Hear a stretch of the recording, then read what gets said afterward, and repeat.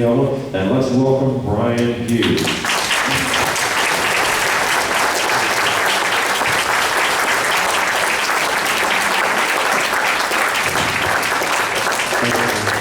Thank you very much. My name is Bryan Hughes. Many of us have met before, and thank you for letting me be here tonight. A couple of things that I know you've heard from some great speakers, and there's more to come. Let me just say this. If you don't hear anything else I say tonight, please hear this. Thank you. Thank you, each one of you. There's other places you could have been tonight. Other places you could be putting your time and your resources. And to all those that worked so hard to put this together and continue to, thank you. Thank you for this. It's a special, only in America kind of thing that we enjoy. And you've heard so many wonderful things. And I always enjoy these events for a number of reasons. And of course, with Congressman Hall, I always want to take notes and use his material, but I can't get away with the stuff that he says. You know what I mean, Dr. Bill? We can't really do that. But I will share one story. Boy, somebody's already told us. I apologize. I read this the other day, and then I heard it from a member of Congress, so it's okay. I think it's okay. Have you heard about this big traffic jam they had in Washington, D.C.? This guy was stuck in a traffic jam in Washington, D.C. The cars were just backed up as far as the eye could see. No one knew what was causing the holdup, but all the cars were just sitting there. And then after a while, one of the passengers in the car saw a man walking back, stopping at each car and speaking to him, and then coming on back. And he finally got to the car, and he explained what had happened. Well, the reason we're having this traffic jam, Congress has been taken captive. And these folks are threatening to douse them with gasoline and set them on fire if we don't raise $100 million in ransom. So they're holding Congress, and they're going to douse them in gasoline and set them on fire if we don't raise $100 million. So I'm going to each car taking up a collection. And so the guy in the car said, how much are you getting? What's your average donation per car? He says, about a gallon per car.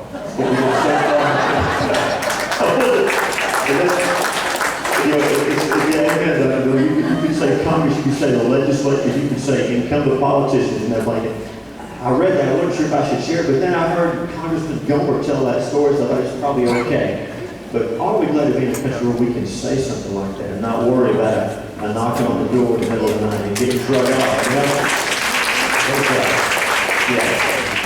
Free speech means we can criticize the government. If you don't believe that, I'll show you some of the emails I got last week. You know, it happens. That's good. It should happen this way.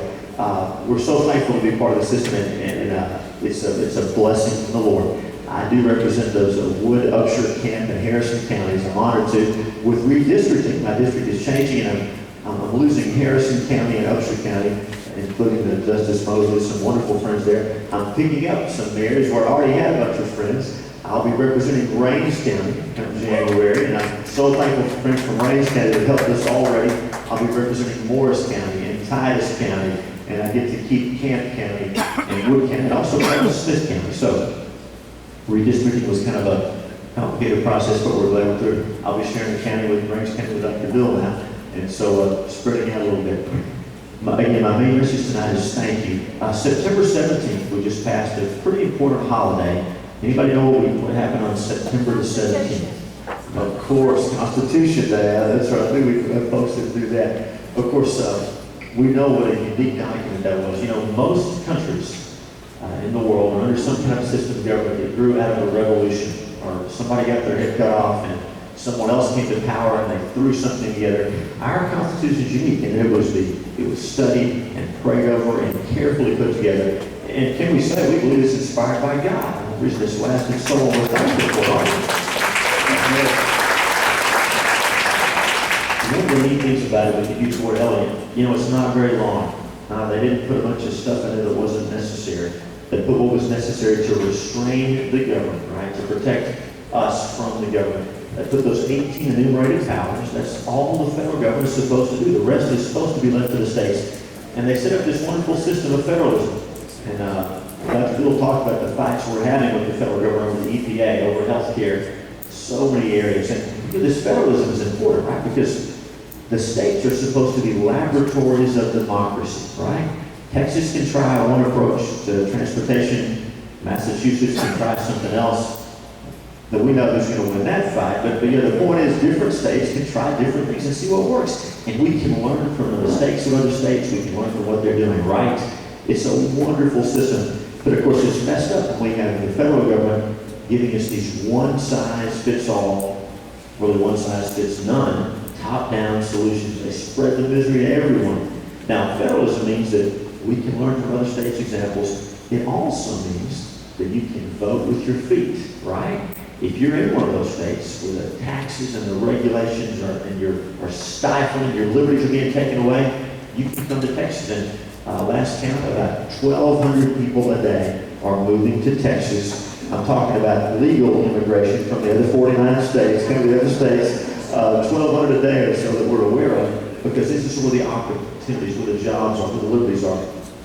California, beautiful state, you know, wonderful climate, really nice folks. The politicians have just about ruined California, and they're just running off the jobs and the opportunities. You know, it's sad.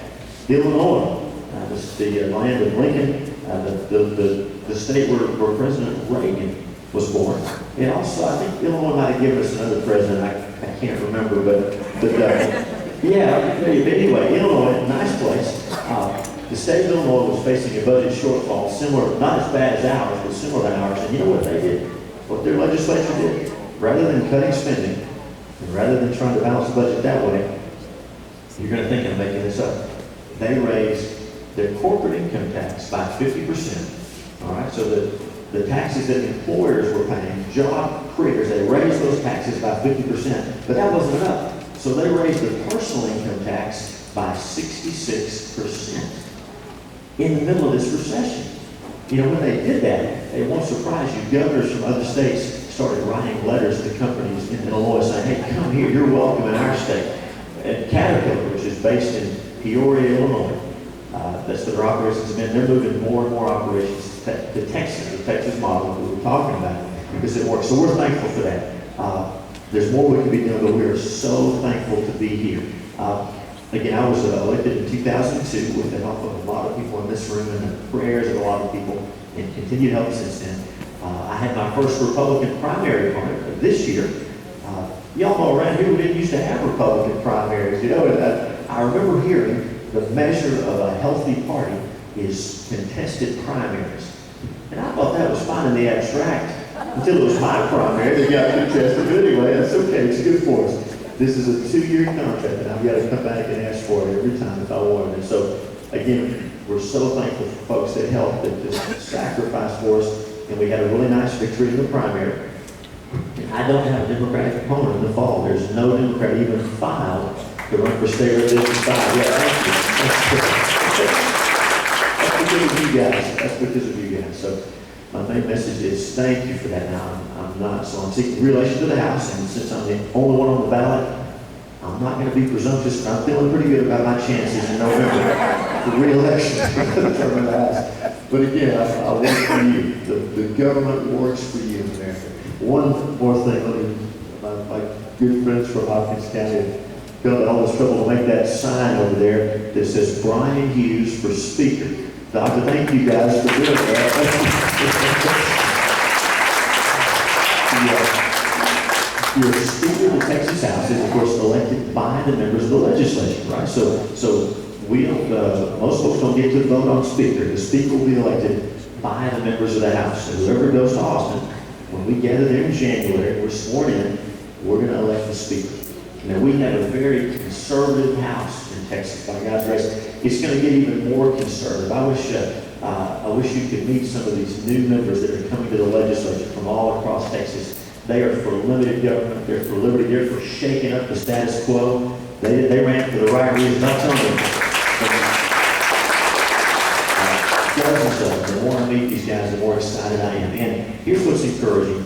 Over half the House of Representatives next session, over half the House, right at half the House, will be in their first or second term. And that's good. The new blood is good. It's a good thing. And as an incumbent, I'll say that it's good to have new blood. And so these folks, they haven't been there too long. and they're still in touch. They still want to shake things up, and they're going to. They're sticking together. They're already working on things, and that's up. The goals that the Senate is. We're going to have a lot more conservative reinforcements in the Senate also. I think we talked about that. That's going to be nice. So things are changing. They really are. To do that, folks who told me from the grassroots and members of the House that we need conservative leadership in the Texas House. And so I'm here because I'm your conservative candidate for Speaker of the Texas House of Representatives.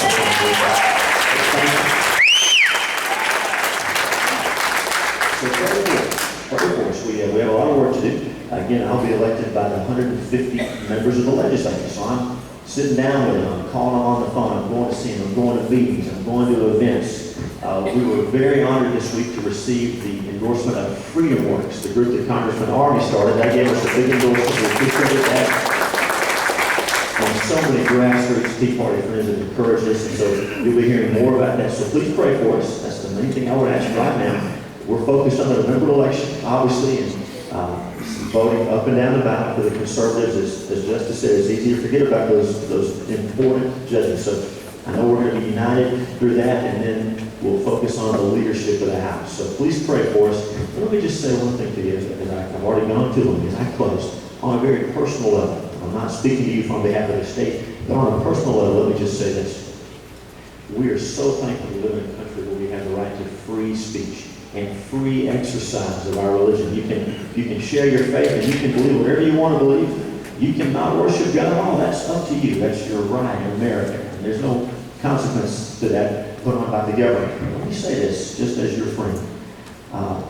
We know that we're in serious times. We know that our country is facing challenges. It's not a strong enough word that we've never faced. I believe our best days can be ahead. I don't believe God's done with America. I think we can see it turn. We can see it go back to its roots of liberty and fearing God and trusting God. Let me just say this on a very personal level. If I were a liberty-loving American and I didn't know the Lord, I would be scared to death. Huh? You know what I'm talking about? I'll just say this to you. We're here. We're going to fight. I'm so glad my citizenship is in heaven. I'm glad to have a relationship with the Lord. And each one of us should be something about that. So just thank you.